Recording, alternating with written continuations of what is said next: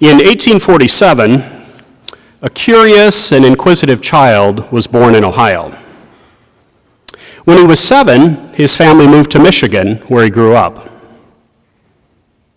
Now, as a child, he had had scarlet fever, which gave him ongoing ear infections that were not treated, or they weren't treated very well.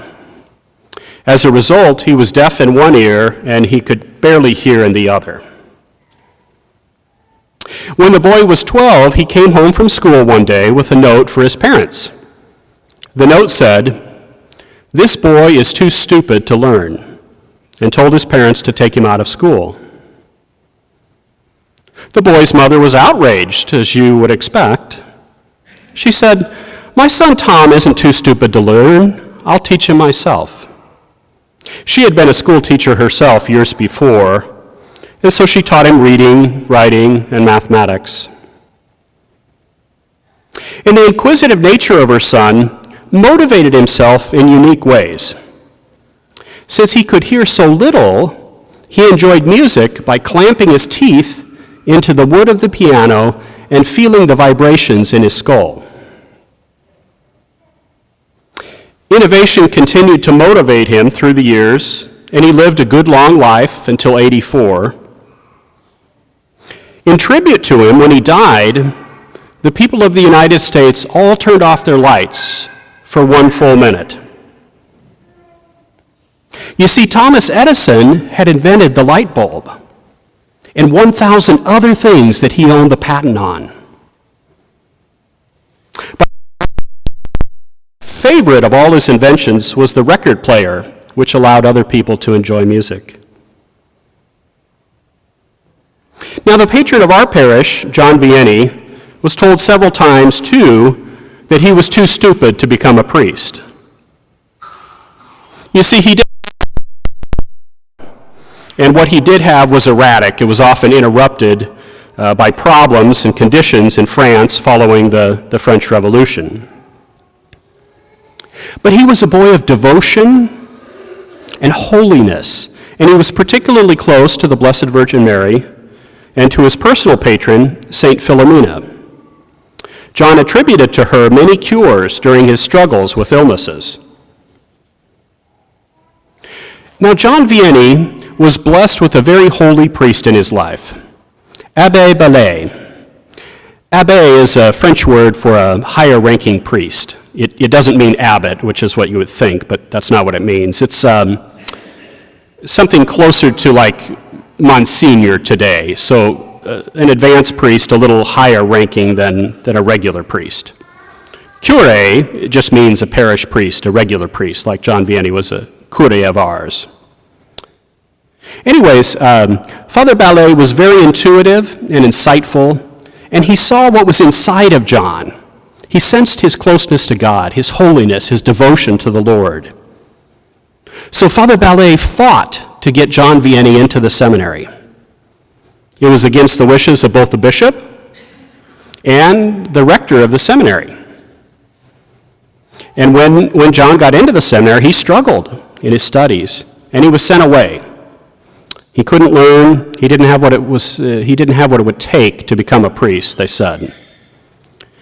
So Ballet got John back into the seminary again, and his studies were interrupted a second time, one more time after that. But it was this constant support and loving care from Abbé Ballet that enabled John to eventually become a priest. Even the bishop needed convincing to ordain John a priest after his lackluster performance in the seminary. But the bishop relented due to the constant advocacy of Father Ballet.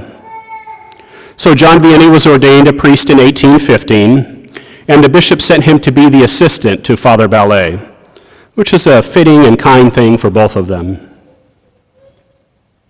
John was with his beloved mentor for 3 years until Abbé Ballet died in 1818. And that time then the bishop sent John Vianney to Ars. He thought he could do no harm there. Ars was just a tiny little village of 230 people. So even traveling to find this little village, he got lost. He got bad directions to get there. But over time, his holiness infected the town. It infected the parishioners and the townspeople. You see, John could be very stern in correcting wayward behavior and calling out sin. And if you weren't sorry for what you have done, he would just send you away from the confessional without absolution. He said, come back when you're sorry. But he was very generous and a very holy dispenser of the sacred mysteries of the sacraments of the church to those around him. And so he became a great spiritual director and a fabulous confessor.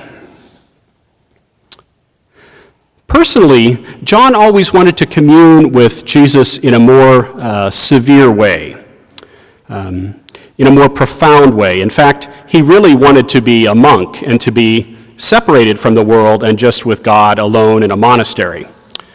And in fact, he ran away from ours. He left his parish 4 times to go to a monastery. But thankfully, the abbot of the monastery was able to always convince John to return to his little parish because he was doing so much good. And his fame began to spread like wildfire through France. The lines to confess to John were so long they'd wrap around the church, and he would be inside the confessional in the wintertime 12 hours a day. And during the summer, when it was light, longer, he'd be in there 16, 18 hours a day, just hearing confessions. And in those days,